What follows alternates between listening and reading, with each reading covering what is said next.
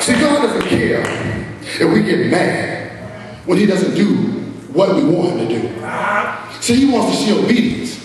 And see, the thing about God is, the longer the disobedience, the longer the deliverance is going to take. You can take it the easy way, or you can take it the hard way. It's up to you. Now, Naaman, man, they talk to him. They say, come on now, don't be a fool.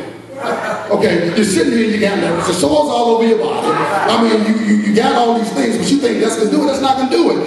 If this man told you to do something better than this, you would do it, wouldn't you? But since he told you to wash in the Jordan, you got an issue with it. Okay, that's the same thing. Okay, I'm going to help y'all out. I ain't not saying that. If pastor came and said, get up on the praise team, you hop up here. But if he asked you to walk the floors or sweep or brush or vacuum, you got a problem with that. So you got to get in your Jordan sometimes. I don't care what you feel. If the man of God says he needs you, then he needs you. It's not for props. It's not for accolades. It's not to say, look what you did. Thank you. This one, that one, now. God is looking for what you do to serve the house.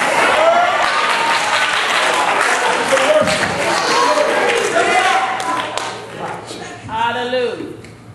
Now, how many of you know sometimes things got to get worse before it gets better? We got to start looking at things for what it really is.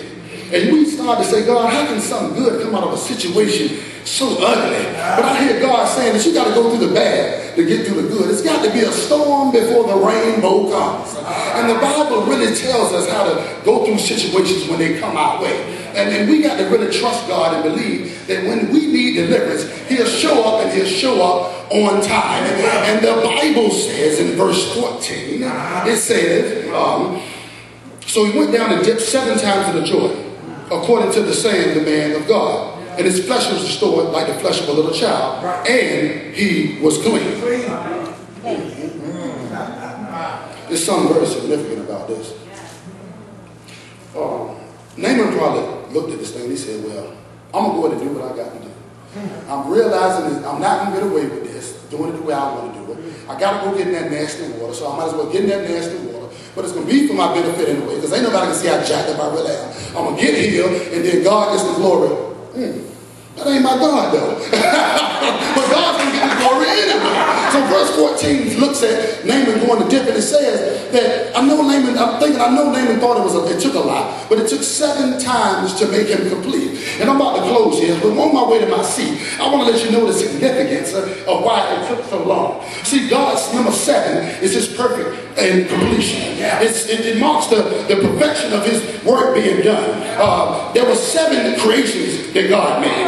There was a 7-fold blessing of Abraham. There were 7 first fruits. There were 7 times the blood was sprinkled on the mercy seat.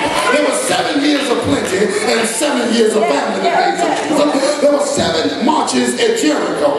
There were 7 statements made at the cross. And the last statement that God made is, it is finished. So I don't know what the deliverance is in your life, but I hear God saying on tonight that it is finished.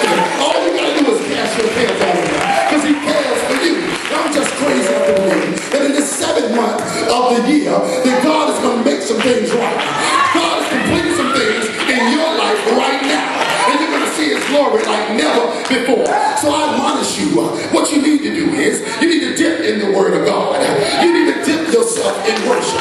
You need to dip yourself in the sacrifice of praise, because he desires his praises. You need to dip yourself in your secret closet, because that's where the real magic happens. Like they say, if you want to dip, you need to dip for your deliverance. Somebody say, yeah. See, what it makes me remember here is when I was going through some things myself, I had to go through, and I went and I prayed to God. I said, God, well, is this really for me to do? Is this really what my life should be? And I didn't immediately get an answer on the first time. It took me several times of going back and back and back. But I tell you one thing, God answers and he'll show up on time. I don't have time to go a little bit further in this thing. But Naaman in this text, he gets healed. And it says his flesh gets like that of a newborn baby. It's something about when God does something to you, he does it better than it was before. Now, how in the world can somebody be 45 years old, or how old he was, and come out looking like a newborn baby? His skin was refreshed. He was clean. He was a new person. He was a new man on the inside and a new man on the outside. No longer was the leprosy turned his body away. No more was his feelings gone. No more was his his body out of touch with his reality. But God is a miracle worker, and he can deliver you out of your dilemma at any time. We just got to believe that he will do it. And if it goes down a little further to read, and I don't have time to go into this, but it says that Naaman came back to the man of God. He came back to Elijah and said, look, Elijah, I really realize what you did for me. And I'm glad that you did what you did for me. But I want to pay you for what you did. And Elijah said, no, Doc. You don't have to worry about paying me. Because what I did for the man of God. Praise God, praise the Lord. And what happened after that was, he said, let me tell you something. I'm going to do something. This is going to surprise everybody.